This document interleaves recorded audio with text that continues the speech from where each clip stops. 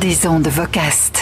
Et petite pause dans ce Hot News consacré aux législatives. J'accueille à présent tout de suite Julien Vigier. Salut Julien. Et salut Olivier, salut à toutes et à tous, chers auditeurs des ondes Vocast. Tu diriges la société de production audio pour les entreprises VO2X et ce mois-ci, pour les carnets d'écoute, tu as passé la frontière espagnole. Et dès la frontière passée, pour moi, c'est flashback. On est en Catalogne. Moi, j'aime bien être en Espagne parce que ça permet d'écouter les radios qui sont là-bas. Et alors, le constat est quand même souvent le même. Déjà, ça bip les heures, comme sur France Inter, mais sur les radios musicales également. Ça m'a toujours fait marrer.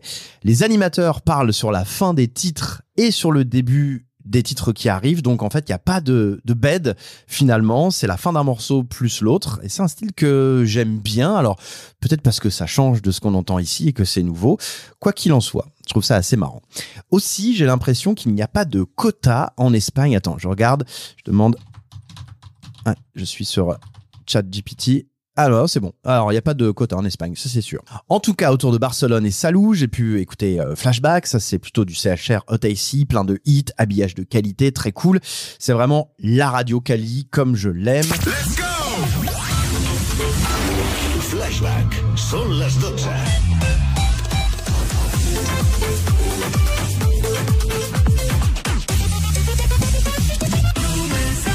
The sound of summer. Flash, qui est aussi donc le pendant de Flashback, qui est la radio plus jeune, plus urbaine, sympa également. J'ai entendu des radios dont j'ai oublié le nom, pour être tout à fait franc, mais avec une particularité. J'ai en Espagne entendu beaucoup de rock, de pop rock et des bons gros classiques guitares, on va dire des radios type RTL2. Alors peut-être parce qu'il y a un public anglais qui vient en vacances par là-bas, mais c'était plutôt agréable. On entendait du Deep Purple, du AA, c'était cool. Et puis une radio qui semblait passer de la Maquina. Et ça, c'est incroyable parce que je pensais que ce style de musique avait disparu, mais visiblement en Espagne, non. Et quand tu es dans ta voiture et que tu écoutes une radio qui passe de la Maquina, je peux te dire que c'est assez déstabilisant. J'imagine. Alors, côté podcast, cette fois, un lien avec l'actu dans tes trouvailles ce mois-ci. Oui, alors l'actualité électorale me fait consommer du podcast politique, comme beaucoup, j'imagine, du podcast d'analyse. Et outre quelques bons codes sources ou la story récemment, faut dire que j'écoute avec plaisir la version audio de C'est dans l'air.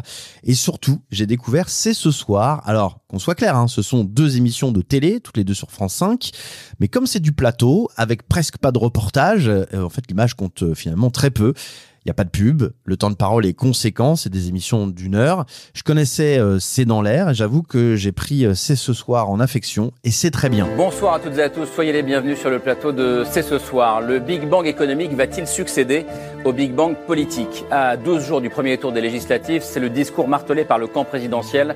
Délire économique, tissu de mensonges, programme irréaliste.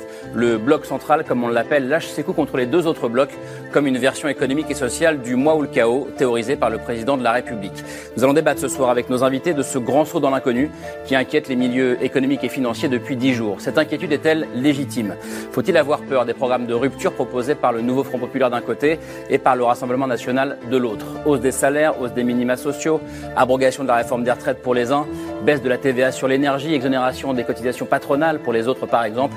Ces promesses sont-elles crédibles ? Seront-elles applicables ? Seront-elles appliquées ? La France prendra-t-elle le risque d'un décrochage durable de son économie, comme le craignent les grands patrons ? Nous sommes le mardi 18 juin, c'est ce soir, c'est parti.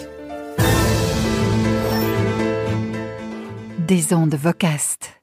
La mythique émission De quoi je me mail sur BFM Business et Tech & Co et donc en podcast. C'est d'abord De quoi je me mail, une émission de radio sur RMC la version année 2000-2010, à l'époque où François Sorel faisait les matinées du week-end sur RMC avec des émissions sur l'automobile ou encore les animaux. Et je vais vous confesser un truc ici. François Sorel, je t'adore, je t'aime. Mieux que ça, je trouve que t'es un monument de la radio.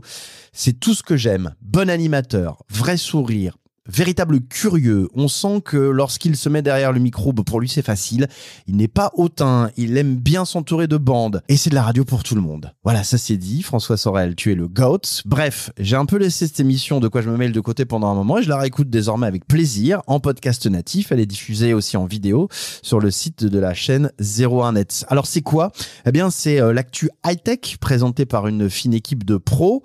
Pro de chez pro, habité par la passion des produits tech, de l'intelligence artificielle, des ordinateurs ou encore des casques audio. Alors perso, je suis déjà un passionné par la high-tech, donc terrain conquis lorsque j'entends Anthony Morel ou Gonzague d'Ambricourt évoquer l'Apple Vision Pro, je suis dans mon élément. C'est toutes les semaines, pendant 1 heure, de quoi je me mail, avec d'abord le club de la presse IT, donc ça c'est l'actu, ensuite des sujets plus approfondis, de la bonne humeur et des infos fiables. En plus, il y a un générique très identifié et malin. François Sorel a imaginé un bonus pour les auditeurs du podcast audio, donc une version qui n'est pas disponible en vidéo. C'est 10 minutes en plus et c'est une idée géniale pour obliger les fans de la version vidéo à venir découvrir l'usage audio. Rien à dire, de quoi je me mail, c'est le must. Allez, le petit module bonus de quoi je me mail. Comme promis, vous savez qu'on baigne là, comme ça, dans la WWDC depuis une petite heure. Et rien que pour vous qui nous écoutez en podcast audio, eh bien, on vous offre quelques minutes supplémentaires avec toujours Nicolas Guyot, rédacteur en chef de Clubic, toujours Gonzague d'Ambricourt. Et il y a une partie qu'on n'a pas évoquée, c'est Apple TV. Parce que tvOS va être aussi... va évoluer. Voilà, ça c'est plutôt cool.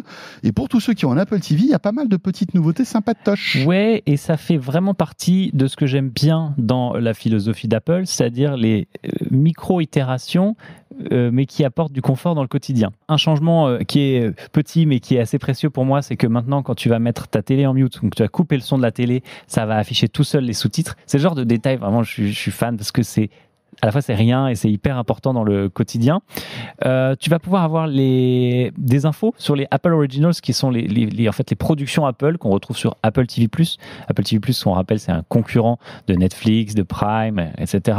Donc là, Insight fait déjà ce qu'on peut avoir sur Amazon, Amazon, si je ne m'abuse. le fond, et d'ailleurs, c'est une très bonne idée. C'est un espèce de ils appelaient ça rayon X ou je sais pas quoi. Oui, c'est ça, et c'est basé sur IMDb. Donc voilà. En fait, vous faites pause sur votre téléviseur, vous dites comment il s'appelle cet acteur, vous faites pause, clac, il y a un bandeau qui apparaît, il y a toutes les photos des acteurs qui sont sur le plan, c'est ça qui est génial. Ouais. C'est pas les photos des acteurs qui apparaissent dans le film. Ouais. Vraiment, au moment dans où la scène, voilà, la scène que je suis en train de voir, j'appuie, il y a les comédiens qui apparaissent. Et Apple a ajouté, parce que je crois qu'il n'y a pas ça sur Amazon, mais aussi s'il y a un morceau de musique qui passe dans un film ou dans une série, ça t'affiche le morceau de musique. Extrait du podcast De quoi je me mail. Merci Julien, on te retrouve le mois prochain.